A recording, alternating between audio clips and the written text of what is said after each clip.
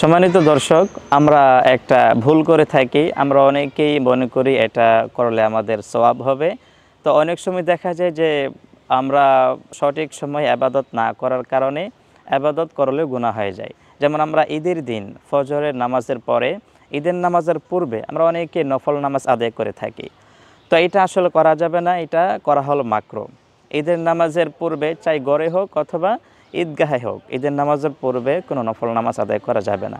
এবং ঈদের নামাজের পরে মাঠে যেখানে ঈদের নামাজ আদায় করা হবে ওই মাঠেও কোনো নফল নামাজ আদায় করা যাবে না, ওইটা করা হোক কি মাকরুহ। কারণ আমার নবী করিম সাল্লাল্লাহু আলাইহি ওয়াসাল্লাম যখন ঈদের দিন আসতো, ঈদুল আজহা অথবা ঈদুল ফিতরের দিন 2 রাকাত নামাজ ছাড়া অন্য কোনো নামাজ পড়তেন না। তো আমরা এক্ষেত্রে একটা হাদিস দেখতে পারি, সহিহ মুসলিমের হাদিস, আন ইবনে আব্বাসিন আন্না রাসূলুল্লাহ সাল্লাল্লাহু আলাইহি ওয়াসাল্লাম খারাজা ইয়াওমা আদহা আও ফিতরিন ফাসাল্লা রাকাতাইন। আমার নবী করিম সাল্লাল্লাহু তাআলা আলাইহি ওয়াসাল্লাম যখন ঈদের দিন, ঈদুল আজহা এবং ঈদুল ফিতরের দিন যখন বের হতেন নামাজ পড়ার জন্য, তখন উনি 2 রাকাত নামাজ আদায় করতেন।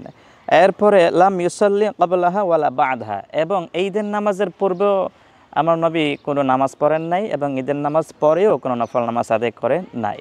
তো আমরা যেন এই বিষয়টা খেয়াল রাখি। আমরা অনেক সময় সওয়াবের আশায় অনেক সময় গুনাহ করে ফেলি। তো আল্লাহ যেন আমাদের সবাইকে সঠিক সময়ে সঠিকভাবে যেন ইবাদত করার মতো তৌফিক আল্লাহ তাআলা আমাদেরকে দান করেন। সবাই বলি আমিন।